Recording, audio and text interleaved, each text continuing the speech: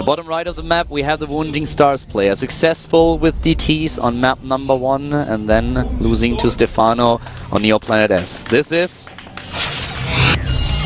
Wounding Stars Fly.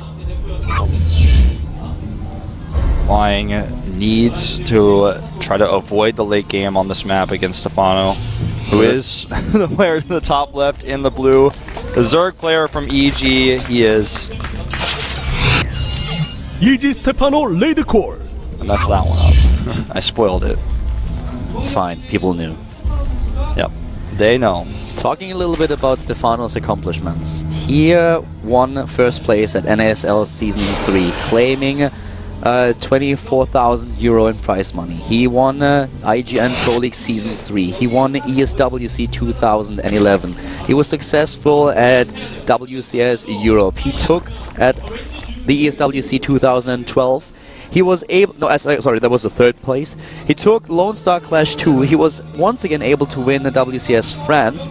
He took the second place at Assembly Winter. He was third at the Red Bull Battlegrounds and won a lot of other tournaments, smaller tournaments that is. This guy is winning all over the planet. Yep, he's basically taken trophies everywhere, and he wants to get back into Code S so he can take his first Heart of the Swarm trophy there as well. If you want to follow his life and also, of course, support him a little bit, make sure that you jump on Twitter. You can add him at EG Stephano RC. Flying, unfortunately, does not have a Twitter account that we know of, but of course, the two of us also have one. You can add Wolf at ProxyWolf and myself at Calder with KH. Yeah, please do that. Flying is going for a Forge Fast Expand, this time on the low ground, showing his Forge there, and adds his Gateway now. This map, again, is just, it's Belshire Beach with a tough third base, basically. There's no Entombed Valleyness to it. It's just, it's a harsh third base to take. They added those rocks there to make it a little bit safer, but Stephano, he doesn't care about rocks. What Stephano also doesn't really care about are things like anxiety or nervousness. He's always approaching games in a really calm manner and in a very stable state of mind. Yeah, he's not one to get nervous in the booth or one to be like looking at a game and suddenly panicking. He just plays his style, he plays as best as he can, and if his opponent is better, then he's gonna lose. He's completely fine with that. So a loss in an early game doesn't really shake him. You could see that on Daybreak. He lost the game, and then in the second match he was completely fine. He played his normal style, he won the game, is now approaching game 3 with exactly the same attitude. And I like that. Just sticking with his style, something that's universal. He knows that his style is safe against almost everything. Obviously found himself a little bit weak to the DTs in game 1, but had he scouted the Dark Shrine or been just a little bit safer, he would have been fine against the DTs and would have taken a massive lead. Flying, his Cybernetics core is halfway done, and I feel if he does not do the Immortal push, he will have to go Stargate. He cannot just try to make a Twilight Council and then take a third base with Blink and +2. Not against a player like Stephano, not on this map. I think he's going to have to try to get ahead early to take a third. Core is done. Yeah, and now we are going to see what kind of tech he's going to choose. Stargate. A very early Stargate. Yeah, before Warp Gate Research and the Stalker. As fast as you can get it. And this is a tech that we have seen very often on this map. Most Protoss players will go into a Stargate opening, especially Caspar Protoss players have done this a lot in the past. Yeah, Caspar players love to do this, Genius loves to do this. This is a map where if you want a third base, you go Stargate, basically. And it's what we've found, historically speaking, on this map. And Stephano has faced Stargate play a lot in the past, but this is a different player he's facing now. And the question is, what type of Stargate player are we going to see? He can see that with his Overlord if he sends it in just a few feet closer. We have to see Phoenixes here. I would be surprised to see a Void right now. Probably going to be the case, and there it is. But does he go straight for the Overlords and try to clear them up with the Phoenixes first, or does he wait? Waiting seems logical, but the Overlord is right there. With the positioning, I don't think he's going to wait. If you wait, usually you try to hide your Stargate a little bit better and you put it at the bottom right or bottom left of your base, but the Overlord is something that he probably knows about, and he's going to show the Phoenix right away, heads over, and tries to just force a reaction by Stephano. This is not one of those sneaky times when you try to attack with 4 Phoenixes immediately, or even with 3 if you want to be super fast. This is just like, dude, I build a Stargate, do me a favor, and build a Hydra then. Yeah. He kills the Overwatch, which actually supply blocks Stephano. Starts 3 right away, but he's not going to be able to make any more units for a while. Stephano has gone up to 58 drones. He's been droning heavily against this, and now he needs to get the spores down. He does not waste any time in doing so. Yeah. Spore crawlers are there, and the question is always how heavily do you commit to spore crawlers and queens if you see an opening with a Stargate? Do you also get the Hydra Den? Even with the Hydra Den, you can hit timings where your opponent won't have Colossi out early, because the usual transition for a Stargate opening, if you open up with the Phoenixes, is going into Colossi. You try to force out a reaction with Hydralisks. Hydralisks are very, very bad against Colossus play, so this is kind of the thought process that you have behind. This is a really scary Zealot push that's coming in with this. He has the Queen and the Lings are about to pop out. He targets down the Spore Claw, which is an interesting choice. This is going to eliminate some of the anti-air so he can kill the Queen, but is it worth it for losing that Stalker? We'll find out. He's trading decently against the Lings because the Zealots are in a good spot here. And the Queen is also going to die. He will need a second lift because he only has 3 of them at the vicinity. But there's the second lift. The Queen is dead, so will those Overlords bite the dust very soon. He can warp into the main if he gets a Phoenix over there because he has that pylon, so this is where the next Zealots will likely be. Stephano is supply blocked, and this is not really good for him, not at all. Yeah. The Infestation Pit is done, but now suddenly with the high ground vision, Flying is going in here. This is a great performance by Flying. I like this a lot what he's doing. Cool build. He's going to be able to catch this Queen here. He's killing the Roaches over here. Stephano just does not have enough larva to deal with all these attacks from different locations right now because he's lost his Queens. He can't hit injects anymore. Great positioning, though, on those Zealots. He forces the Zealots into a choke point. Stephano realized very late what exactly was going on. He's losing a lot here. 18 Harvesters so far. Flying is playing this in such a great manner. The pylon on the low ground allowing the warp in into the main base. Stephano catching it a little bit late, losing too much. And this is just Flying taking him, in this early game at least, apart. Yeah, he has no Queens. He can't hit injects anymore, so he's struggling to produce. He's losing more drones at his third base.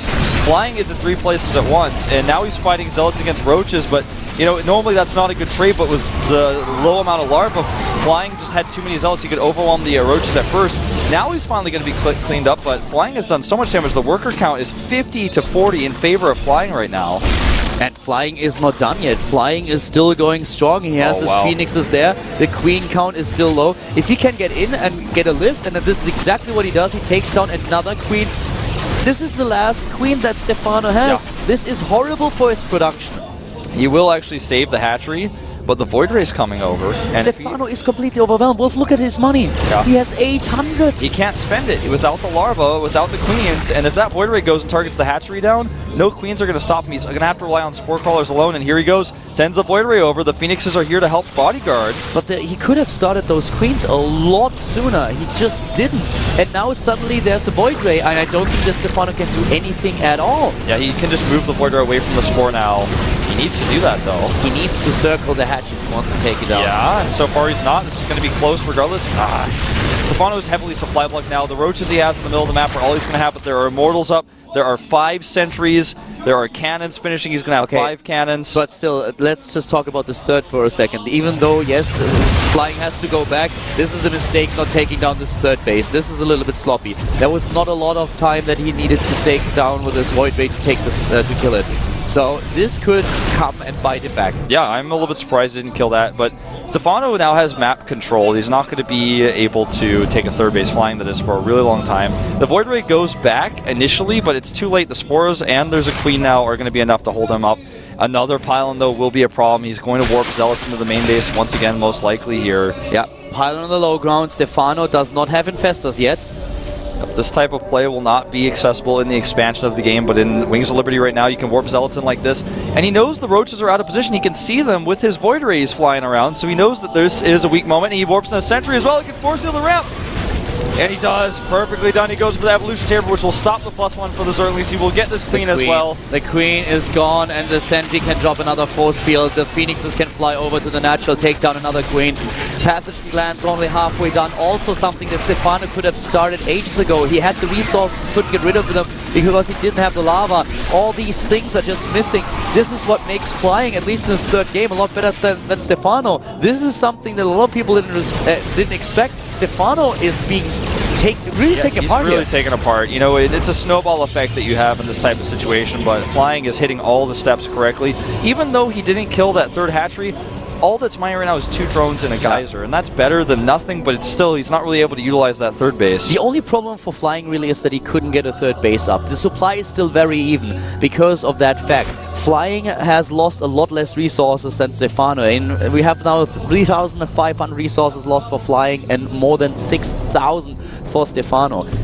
But Stephano is trying hard to stabilize. With those infestors, he will most likely have the chance to do so. He's getting his drone count up, and the third base, as said earlier, is still alive. This is where Flying made a little mistake. He could have used the Void Ray, just reposition it, and then kill the hatch. He didn't do that. Yeah, he did not do that, and that would have made him in a much better situation than he is now.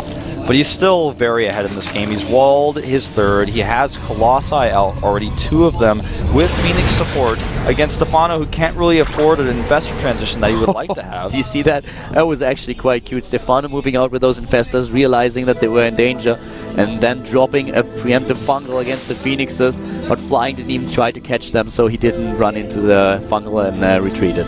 That was nice. Just little subtle micro moves by both players. Stephano wants to do something with these infestors. It's costing him everything he owns to make them, but the problem is he's behind in upgrades, and he does not have a force that's strong enough to deal with these Colossi. He does also not have a Spire. Yeah, no Spire means no Corruptors. No Corruptors means no way to deal with the Colossi. Blink is finishing, +2 is finishing right now for Flying. Stephano's getting the Spire now. He knows that he needs it. The main question is, will Flying give him the time? And also, we have still all those Phoenixes around. If there's not a good fungal, maybe now, if he can get a fungal in, oh my god, Flying!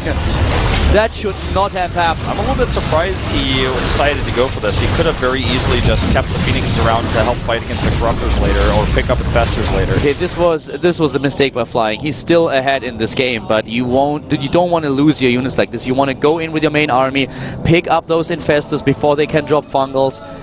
He didn't need to lose all those Phoenixes. The composition for Flying is probably about 8 times better than Stephano's right now. With these Colossi, with the force fields he has to drop, there's not very many units the fungals are going to affect directly without more units to work with them, like having Broodlords, for example, or Corruptors. It's perfectly right. Flying is still way ahead here, but the thing is, if you make too many subtle and small mistakes, then this could lose you the game. This is a lesson that Nestea learned earlier against Alive. But Flying is now going in, and he has a huge supply lead already. Those fungals are not going to buy Stephano too much time. He's now going into those Corruptors, but does he have the time to get them into the game? It just doesn't feel like it. The Warp Prism is here now as well. Flying has so much production. The hatchery, with basically no hit points left from earlier, will fall almost instantly. Stephano goes for a counterattack. All the infrastructure that was set up earlier is still there. But, you know, that's a lot of links. He's going to have to warp in some units. He will lose his third Nexus, but will Stephano be able to hold his own bases against this many Colossi? I just don't see it. There are the fungals. We have them. The Infestors are trying to buy time. The Corruptors are finally in the game. Most of the Spore-Crows are already gone. The bottom left is being attacked by the Zerglings. Can Stephano really pull this off? It looks unlikely, but maybe he can turn this around. The last of the Corruptors fall. The Stalkers getting really low on hit points, but there's no more Infestor energy here. And the Colossi are just too much, I feel. The drones are running away. Stephano is trying to retreat into his main base. He knows that holding the natural is not an option without those units missing. And now the Lings are just trying to find an angle here. Still 2 Colossi. And Stephano is holding on for dear life here. Yeah, but he didn't even kill the third at the bottom left. Yeah, he didn't kill it. He got 200 hit points left. The Stalkers need to blink. He needs to pull back his Colossi, and so far he does. And this is looking bad for Stephano. He has some Corruptors up here, but the Colossi are already engaging. The Colossi at the back getting picked up by the Warp Prism. Really nicely done. He will drop it. GG! Flying with a great performance in game number 3 takes the series. We talked about Stephano's accomplishments. He was the huge favorite in this game, but Flying with the DT build in game 1 and a great macro game on Belcher Vestige takes down the French player. Really good well done. multitasking, you know, constantly harassing in multiple locations, having the pylon to warp Zealots into the main base. Then at the third base he was running in, having the Phoenixes picking off drones, killing Overlords. Stephano must have lost maybe 10 Overlords in that early situation, and that's minerals he lost and larvae he lost while he was losing his queens where he couldn't produce units. that game, the third game by Flying, was great. This was really, really well played. And I liked the snipe build on Daybreak, but the third game was a lot better. He played so well. The pile on the low ground with the Phoenixes bouncing between the bases, the anti-air for Stephano gone, and then Flying making up for that. Few little mistakes where he could have done better, but well, he won in a convincing fashion, and this is also always from a hindsight perspective. So Flying, top play. Yeah, top play from Flying, who will advance to the final round of Code, where he may be able to, if he beats his next opponent, he actually faces off against a teammate. He has to play against SOS next, so it's a little bit sad for the Wunjing Stars. It's also a Protoss versus Protoss, too. Yeah, they will have at least one of their players in the next round coming from Code. Yeah, and now Stephano finds himself in the up and downs, which is really difficult to prepare for, and also it's going to be on Wings of Liberty, so you know, anyone who goes into the up and downs now has to practice a lot more Wings of Liberty than they would have liked to, because if you get straight into Code S, then you can just play Heart of the Swarm from now on. Here are today's results. We had SOS win with a 2-1 over Noblesse. This is why he has to face Flying, who was successful against Stephano in the third round of Code. Effort lost to Lure, who is now dealing with another Zerg player in the third round with his own teammate. Domragu, Alive on the other hand, has to face Startail Live. He was successful against this team and is now up against another Zerg player. Yep, and well, let's take a look at our next matchups. This is going to be tomorrow morning at 1:10 p.m. Korean Standard Time, so make sure you tune in 5 hours earlier than you did today. It's going to be a little bit of an earlier session. It's Crazy versus True, Killer versus Sue, Shine versus Fantasy, and last but not least, Rain versus Keen. My personal favorite game of the day, Rain versus Keen. The winner has to go up against Flash, but this is only the morning session. Later on we have Hero versus Bomber, also a great match. Yongwa versus Linok, Yoda versus Marine King, and Sniper versus Hyun, the rematch of the last GSL Code S season. Yeah, it's going to be pretty crazy. That's going to be definitely a day you do not want to miss. I mean, there's not a player on that list that is not amazing and somebody you should look out for being in Code S. The reality is only one of each of those two matches will go straight into Code S. Everybody else still has to play the up and downs. Which is actually a little bit sad. This lineup is just insane. These are games that we usually see in Code S. The competition in StarCraft 2 is just getting so fierce these days, and tomorrow's day will, we'll have to pay them credit to that. That's going to be sick. It's going to be a long and amazing day of matches, but you guys should rest up for it. Exactly. I hope that you enjoyed today's matches. It was a great day here at the GSL Code, and tomorrow is only going to get better, so make sure to tune in. I'm going to see you tomorrow. Bye-bye.